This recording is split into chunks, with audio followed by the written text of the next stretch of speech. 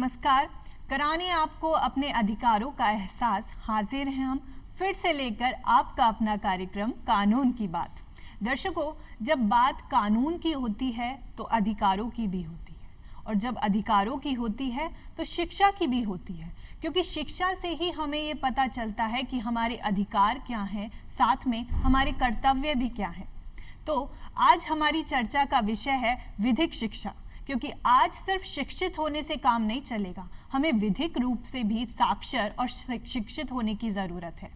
तो इसी संबंध में आज बहुत सी चर्चा करेंगे, जानकारियां लेंगे, और उसके लिए सबसे पहले आमंत्रित करेंगे, स्वागत करेंगे हमारे साथ मौजूद हमारे बेहद खास मेहमान एडवोकेट महेंद्र शर्मा जी का। सर, कार्यक्रम में आपका बहुत बहुत स्वागत है। Thank you. क्योंकि ये जो विषय है ये सबसे जुड़ा हुआ है। आज हम ये नहीं कह सकते हैं कि चलिए हम एजुकेटेड हैं तब तक जब तक हमें ये नहीं पता कि हमारे राइट्स क्या हैं, हमारी ड्यूटीज़ क्या हैं, और वो सब हमें पता चलता है विधिक शिक्षा से। तो सबसे पहले हम ये चाहेंगे कि आप हमारे दर्शकों को बताएं कि ये जो कॉन्सेप्ट है विधिक शिक्षा, ये क्या है। देखिए, विधि आयोग ने विधिक शिक्षा को एक विज्ञान के रूप में इसको परिभाषित किया है, जिसके अंतर्गत जो कानून के सिद्धांत हैं, जो इनके कानून के प्रावधान हैं जी, उन कानून के सिद्धांत और प्रावधान, जैसे कि एक साइंस के विषय में प्रैक्टिकल के तौर पे और थ्योरेटिकल जैसे उनको पढ़ाते हैं, उसी तरीके से यहाँ पे भी प्रैक्टिकल और थ्योरेटिकल वे में किसी भी छात्र को उसको एक पेशेवर, मतलब एक प्रोफेशनल, एक एडवोकेट बनाना, तो ये उसका एक लक्ष्य है, जिसके माध्यम से वो अपनी पूरी शिक्षा बनते हैं, मतलब अपनी पूरी शिक्षा को कंप्लीट करने के बाद में एज ए प्रोफेशनल वो काम कर पाए, उनको इस योग्य बनाया जाए। यही एक जो है वो विधिक शिक्षा के तौर पे हम इसको कहते हैं। तो मतलब ये सिर्फ एक किताबी कीड़े की बात नहीं है कि आपको किताब में जो लिखा है वो आपको बस आना चाहिए, यहाँ पे प्रैक्टिकल नॉलेज की भी बात होती है। एग्जैक्टली। इसमें जो है ना, मतलब जितना भी जो इसी, मतलब यही एक कारण है कि जो लॉ है वो कभी पत्राचार से नहीं होती। जी जी जी। जितनी भी जो यूनिवर्सिटीज़ हैं, जितने भी जो कॉलेजेस हैं, उनमें केवल और केवल आपकी मतलब फुल टाइम ये कोर्सेज मतलब अवेलेबल है। उसके पीछे रीज़न ही है क्योंकि इतने सारे प्रैक्टिकल्स होते हैं, उनको कोर्ट में जाना है, आपको दुनिया भर की एक्टिविटीज़ करनी होती हैं, और ये तभी मतलब पॉसिबल है जब आप अपने क्लासरूम ट्रेनिंग करो। ठीक है। तो सर, यदि हम देखें कि लॉ को एज अ सब्जेक्ट कोई व्यक्ति ले रहा है, कोई बच्चा 12th के बाद यदि करना चाहता है, तो हम लॉ की पढ़ाई कैसे कर सकते हैं? क्या 12th के बाद करनी होती है या ग्रेजुएशन के बाद करनी होती है? इसके पीछे क्या कॉन्सेप्ट है? देखिए, आज जो है ना, जिसमें तरीके से जब कोई बच्चा जब 12th पास करके और उसके दिमाग में 2 3 4 ऑप्शन ही रहते हैं, जैसे या तो वो इंजीनियरिंग के कोर्स में जाने की कोशिश करता है, या फिर वो मेडिकल के कोर्सेज में जाने की कोशिश करता है। लेकिन इससे पहले, मतलब कुछ टाइम पहले की मैं बात करूं, तो ये वाली सुविधाएं हमारे पास नहीं थी। हमारे पास ये ऑप्शन नहीं था कि अगर बच्चा लॉ फील्ड में जाना चाहे तो उसको ये मतलब 12th के बाद कोई अपॉर्चुनिटी मिले। पहले यही होता था कि पहले अपनी ग्रेजुएशन करेगा और ग्रेजुएशन के बाद में फिर वो अपनी मतलब जो भी अपना LLB का जो कोर्सेस है वो करेगा। तो वो जो होती थी वो 3 इयर्स की होती थी। लेकिन अभी जितने भी जो स्टूडेंट्स हैं उनके पास ऑप्शन है, आफ्टर 12th उनके पास में 5 इयर्स जो है ना डिग्री का, ये एक ऑप्शन है। और there are so many universities की जो आज की डेट में 3 years as well as 5 years course को रेगुलर बेसिस पर करवा रही है। तो ये तो बहुत अच्छी बात है। मतलब आज से कुछ टाइम पहले तक ग्रेजुएट होना ज़रूरी होता था। मिनिमम एलिजिबिलिटी ये थी कि यदि आपको लॉ करनी है तो आपको सबसे पहले ग्रेजुएशन करनी होगी। लेकिन वैसे हम देखते हैं कि यदि हमें CA करना है तो 12th के बाद कर सकते हैं, हमें MBBS में एडमिशन लेना है हम 12th के बाद ले सकते हैं। लेकिन लॉ ये फील्ड था कि हमें इसके लिए मिनिमम ग्रेजुएशन तो चाहिए ही थी, बट अब इसमें भी परिवर्तन आया और 12th के जस्ट बाद हम इसे एक अपने ऑप्शन के तौर पर, सब्जेक्ट के तौर पर ले सकते हैं। सर, यूनिवर्सिटीज़ की यदि बात करें, राजस्थान की, जयपुर की, कौन कौन सी ऐसी यूनिवर्सिटीज़ हैं जो ये कोर्स कराती हैं? देखिए राखी जी, यहाँ पे बहुत सारी यूनिवर्सिटीज़ हैं, जिसमें से अगर मैं, हो सकता है किसी एक का नाम कोई मैं मिस कर जाऊँ, लेकिन मोटा मोटा जो मेरे को याद है लगभग 11-12 यूनिवर्सिटीज़ हैं। अच्छा। और 11-12 यूनिवर्सिटीज़ के बाद में कुछ करीब 75 कॉलेजेस हैं जो इससे, राजस्थान यूनिवर्सिटी से या प्राइवेट कॉलेजेस से वो अपने इंडिविजुअली काम कर रहे हैं जी। अब मैं बात करूं तो जो सबसे पहले जो नंबर 1 पोजीशन पे आता है वो है नेशनल लॉ यूनिवर्सिटी, जो कि जोधपुर में है। उसके बाद में राजस्थान यूनिवर्सिटी। इन दोनों में जो चयन का जो प्रक्रिया है वो इसमें इसमें एग्ज़ाम होता है और एग्ज़ाम के बेसिस पे इनको कॉलेज का सिलेक्शन मिलता है एज पर रैंक। उसके बाद में इफ्काई है, महर्षि दयानंद है, एमिटी है, नेशनल यूनिवर्सिटी है, निम्स है जी। तो ऐसे और भी बहुत सारे उदाहरण हैं जो मतलब शायद हो सकता है अभी मेरे को याद नहीं आए, लेकिन हाँ अगर आप गूगल करेंगे तो गूगल पे ये सारे के सारे ऑप्शंस आपको अवेलेबल है। तो मतलब काफ़ी सारी यूनिवर्सिटी हैं, हम देख रहे हैं कि नेशनल लॉ यूनिवर्सिटी है, हमारी राजस्थान यूनिवर्सिटी है, ये तो बहुत अच्छी प्रतिष्ठित विश्वविद्यालय हैं जो इस तरीके के कोर्सेज करा रहे हैं, और स्पेशली दोनों ही चीज़ों को लेकर के कि 3 ईयर के लिए भी और 5 ईयर के लिए भी। और जो NLU है हमारी, इनका तो नाम भी बहुत ज़्यादा है। सर यदि करियर ऑप्शन की बात करें, क्योंकि 12th के बाद इंसान को सबसे ज़्यादा जो परेशानी आती है, जो उलझन होती है, वो यही होती है कि अब मुझे क्या करना है, मुझे साइंस लेनी है, मुझे या कॉमर्स लेनी है, या मैं लॉ के फील्ड में चली जाऊँ। तो जो सब्जेक्ट सेलेक्ट किए जाते हैं उसके पीछे का कारण ये होता है कि इंसान ये देखता है कि चलो मैं ये कोर्स करूँगा तो आगे जाकर के इस फील्ड में ऐसे करियर बना सकता हूँ कि ठीक है मैं डॉक्टर बन जाऊंगा, मैं CA बन जाऊंगा। यदि हम लॉ के फील्ड की देखते हैं तो इसमें एक चीज़ तो हमें पता है कि वकील बन सकते हैं, जज बन सकते हैं, और क्या क्या ऑप्शंस करियर के रूप में हमें मिलते हैं लॉ में। राखी जी, ये ना एक अभी बहुत बहुत बड़ा परिवर्तन आया है, लोगों में थोड़ी सी जागरूकता अभी बढ़ी है लॉ को लेके, है ना, LLB को लेके। हम केवल जब LLB की बात करते हैं, जब कानूनी शिक्षा की बात करते हैं, तो हमारे दिमाग में सिर्फ और सिर्फ एक चीज़ आती है और वो आती है एज ए वकील। हाँ। या फिर जैसा आपने कहा कि जुडिशरी। हाँ। लेकिन जब हम जुडिशरी की बात करते हैं तो जुडिशरी में केवल एंट्री लेवल नहीं है, हम यहाँ से हम ADJ तक या हाई कोर्ट या सुप्रीम कोर्ट तक इसी वकील के पेशे से LLB करने के बाद में वहाँ तक उस वाले मुकाम तक पहुँच सकते हैं। उसका एक ना प्रोसेस है, क्योंकि उनका एक वकील का कोटा होता है, इंटरनल उनके एग्जाम्स होते हैं, अगर वो पास करते हैं तो आप सुप्रीम कोर्ट तक पहुँच सकते हैं। इसके अलावा जो ये 2 चीज़ तो बड़ी कॉमन है जो एक आम आदमी मतलब समझता है। इसके अलावा दुनिया भर के ऑप्शंस हैं, वो मैं आपको एक बार बताना चाहता हूँ। जैसे कि कॉर्पोरेट, आजकल जो कॉर्पोरेट जो मतलब वर्ल्ड में जितनी भी जो मतलब कंपनीज हैं, हर एक कंपनी का एक लीगल सेल होता है, क्योंकि जो कस्टमर प्रोटेक्शन एक्ट जो जब से ये मतलब लागू हुआ तब से बहुत ज़्यादा कॉम्प्लिकेशन आना स्टार्ट हुए। तो ये मैंडेटरी है हर एक उसके लिए, या ऐसे कहो कि उनकी ये नीड है, उनकी एक आवश्यकता है कि उनको एक लीगल सेल बनानी है और अपने को वहाँ पे एक एडवोकेट नियुक्त करना है, पूरी टीम जो कि उनके सारे लीगल मैटर्स को देखे।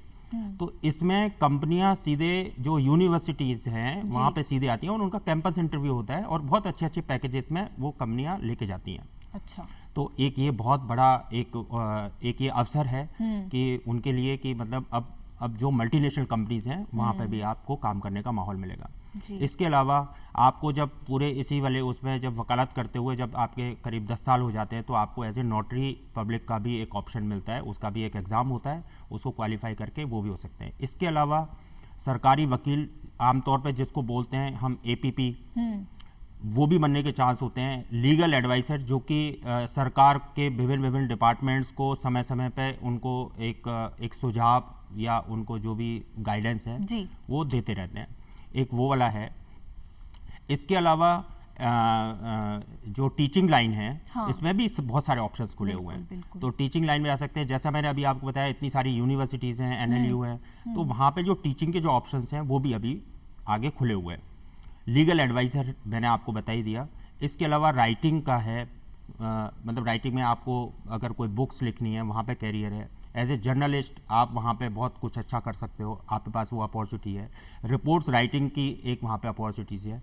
आजकल इवन एक अलग से जो अपन ने जो है ना महसूस किया है कि आप जब कोई भी प्लीडिंग या ड्राफ्टिंग कुछ ऐसा बनाते हो तो उसके भी स्पेशलाइजेशन वाले कुछ लोग होते हैं कि जो केवल और केवल उस चीज़ पे फोकस करते हैं और वो आपको जैसी आपको चाहिए वो ड्राफ्टिंग करके वो देते हैं। तो कहीं ना कहीं आप देख रहे हो ना कि उसके साइड में कितने सारे जॉब्स की अपॉर्चुनिटीज़ है। बिल्कुल सर। और केवल ये चीज़ यहाँ तक सीमित नहीं है, अगर आपको सामाजिक क्षेत्र में भी अगर अगर आपकी कुछ इच्छा है या आपको आगे बढ़ने की या कुछ करने की वो है, तो आप मतलब यहाँ से आगे राजनीति का क्षेत्र भी खुलता है, क्योंकि वकील का जो पेशा है वो डायरेक्टली पब्लिक डीलिंग के साथ में, और उसकी जो प्रतिभा का जो निखार होता है, इतने सारे लोगों से मिलना, एकदम उसका जो दिमाग रहता है एकदम फर्टाइल रहता है, अपडेटेड रहता है, इतने सारे लोगों से डील करता है, तो उसकी जो इंटरपर्सनल जो स्किल्स हैं वो इतनी डेवलप हो चुकी होती हैं कि उसमें वाक्पटुता की बात करें वो अच्छी आ जाती है, एक समझ अच्छी आ जाती है, लोगों को एक है ना सेवा भाव वाली जो मतलब चीज़ें वो भी आ जाती हैं, तो उसका राजनीति में जाने का जो अवसर है वो भी यहाँ से खुलते हैं। और हम देखते भी हैं, हम महात्मा गांधी का उदाहरण देखते हैं, हम डॉक्टर भीमराव अंबेडकर जी का उदाहरण देखते हैं, जिन्होंने हमारे हम समाज के अंदर इतना परिवर्तन लाया, और वो दोनों ही एडवोकेट थे। तो वकील साहब, हम कह रहे हैं कि हम सिर्फ वकील ही ना बने चली, हम चाहते हैं एक प्रतिष्ठित वकील बनना। तो यदि देखें कि एक प्रतिष्ठित वकील, क्योंकि उसको आगे बहुत सारे रास्ते मिलते हैं, वो सुप्रीम कोर्ट तक जाता है, वो हाई कोर्ट तक जाता है, वहाँ का जज बनता है। जरूरी नहीं है कि जुडिशरी का एग्जाम क्लियर करके ही आप जज बन सकते हैं, वकालत से भी जाते ही हैं। तो ऐसे क्या क्या गुण होने चाहिए ऐसे वकील में? देखिए, वकील का जो पेशा है ना वो बड़ा चुनौतीपूर्ण है। इसमें कोई शक नहीं कि वकील के पेशे में ग्लैमर है, पैसा भी है, लेकिन वो इतना आसान भी नहीं है। आसान से मेरा मतलब है कि उसके लिए आपको एक सही अप्रोच से काम करना पड़ेगा, और उसमें जो मैं समझता हूँ एक वकील की अगर जो बेसिक अगर जो उसकी खूबियाँ होनी चाहिए उसमें आगे बढ़ने की, तो मेरे हिसाब से सबसे पहले है उसकी जो कम्युनिकेशन स्किल। अच्छा। कम शब्दों में तर्क संगत बात वो कैसे रखता है, ये एक उसकी जो खूबी है, ये उसको आगे बढ़ाने में मदद करती है। इसके अलावा उसकी नॉलेज, क्योंकि मालूम है मैं यहाँ पे इस नॉलेज का एक आपको एक, क्योंकि आम आदमी को समझाने के हिसाब से मैं इसको ऐसे अपडेट करूँगा कि आज अगर मैं एक कोई मोबाइल खरीदता हूँ, पता लगता है 1 महीने के बाद में वो चेंज हो गया।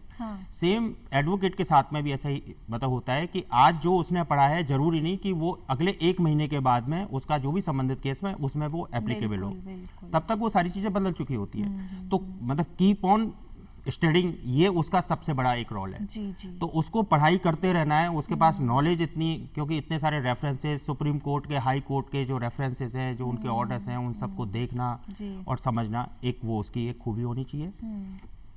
तीसरा है उसकी राइटिंग स्किल्स। अच्छा। जब हम किसी चीज़ को जब प्रेजेंट करते हैं कोर्ट के पास में, तो हमें बोलने का मौका तो बाद में मिलता है, पहले तो जो हमने लिखा है पहले तो उसी के ऊपर पूरा एनालिसिस होता है, और जो हमने लिखा है वो कितनी क्वालिटी है उसमें। जी।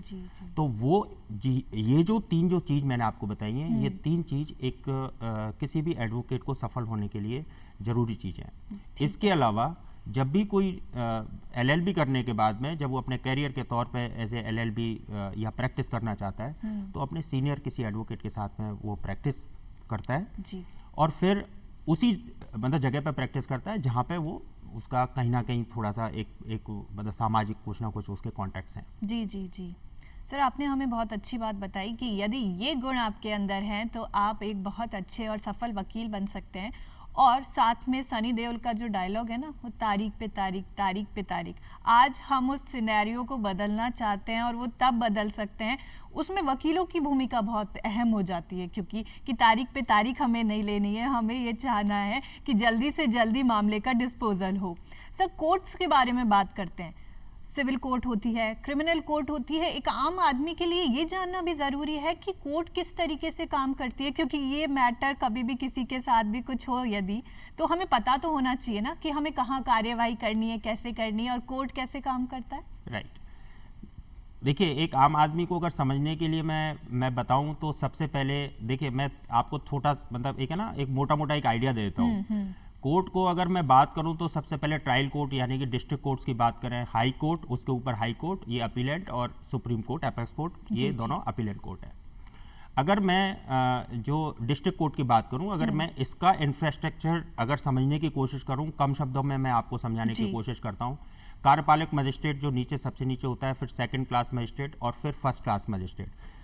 राजस्थान में सेकंड क्लास मजिस्ट्रेट का एज सच कोई मतलब वो नहीं है, कॉन्सेप्ट नहीं है। तो यहाँ पे फर्स्ट क्लास मजिस्ट्रेट और एक जो है ना सिविल कोर्ट्स, ठीक है, ये दो मतलब पैरेलली काम करते हैं। अच्छा। अब सवाल ये है कि जो ये जो मतलब क्रिमिनल कोर्ट्स होते हैं, मतलब जहाँ पे जो आपराधिक मामले की जो सुनवाई होती है, उनको तो फर्स्ट क्लास मजिस्ट्रेट सुनते हैं। अच्छा। उनका नाम अपन ने फर्स्ट क्लास कोर्ट या उसका फर्स्ट क्लास मजिस्ट्रेट के नाम से दे दिया। अच्छा। और जो सिविल कोर्ट्स है जी। वहाँ पे जो अपनी सिविल से रिलेटेड जितने भी मामले हैं वहाँ पे उसकी सुनवाई होती है। अच्छा। अब इसके ऊपर चीफ जुडिशियल मजिस्ट्रेट और डिस्ट्रिक्ट जज, मतलब डिस्ट्रिक्ट कोर्ट, ठीक है। ये इसका एक मोटा एक समझने का एक तरीका है। अब मैं बात करता हूँ कि कोर्ट के अंदर इन दोनों की प्रक्रिया कैसे होगी। आपराधिक मामलों में नॉर्मली क्या होता है, क्योंकि अपराध में जो पीड़ित है वो उसको अपराधी को सजा दिलाने के लिए काम करेगा, तो उस वाले केस में क्या होगा कि उस वाले, क्योंकि ये राज्य सरकार का काम है कि राज्य को अपराध से मुक्त रखना, ये सरकार का काम है। तो जो सरकारी वकील होता है, जिसको अपन एपीपी बोलते हैं या पीपी जो भी है, वो उसकी पैरवी उसके द्वारा की जाती है। लेकिन जहाँ पे जब हम सिविल मैटर्स की बात करते हैं तो जो मतलब वादी होता है उसको प्रतिवादी से अपना दावा के तौर पे उसको जो भी प्रतिफल वगैरह जो भी कुछ चाहिए होता है या जो भी उसकी जो भी डिमांड होती है, अगर वो उसकी मांग करता है तो उसको अपनी पसंद का कोई एडवोकेट चुनने का अधिकार होता है और वो उसको मतलब कोर्ट के अंदर प्रोसीजर उस हिसाब से होता है सिविल कोर्ट्स में। तो सिविल कोर्ट का जो प्रोसीजर है वो इस हिसाब से चलता है और जो क्रिमिनल कोर्ट्स का है वो सरकार उसको, और इस सरकार का वकील उसको जो हाई कोर्ट है और जो हमारा सुप्रीम कोर्ट है वो सारे जो जितने भी अधीनस्थ न्यायालय हैं उन पर नियंत्रण रखते हैं और उनकी गाइडलाइन सारे नीचे के कोर्ट्स को फॉलो करनी पड़ती है। बिल्कुल, ठीक है। इसके अलावा भी देखिए, अभी ये तो हो गया एक ना कोर्ट्स का मामला, इसके अलावा कुछ अपीलेंट ये अपने न्यायाधिकरण भी हैं। जी जी जी। तो उसमें कोई एक ना विशेष मतलब प्रकार के जो अगर केसेस हैं कि कोई एक है ना, जैसे रेरा की हम बात करें तो उसके लिए जो सुनवाई है वो अलग से उन्होंने एक प्राधिकरण बनाया हुआ है, वहाँ पे वो सुनवाइयाँ होती है। इस तरीके से उन्होंने डिफरेंट प्राधिकरण बना रखे हैं आवश्यकता के हिसाब से।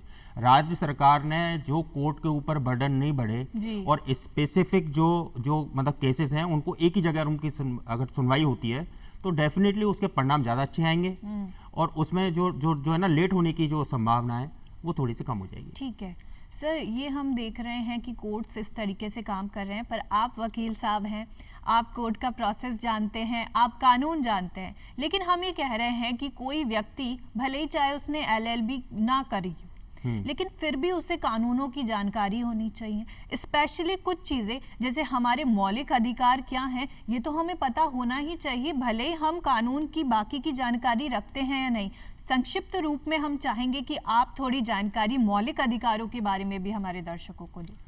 देखिए, मौलिक अधिकार जो है ना वो ये अधिकार हैं कि जिनको हम न्यायालय के द्वारा प्रवर्तन करा सकते हैं। मतलब ये हमारा एक तरीके से मतलब हमें जो संविधान ने हमें एक ऐसी शक्ति दी है कि ये तो हमारा राइट है, हम इसको लेके छोड़ेंगे।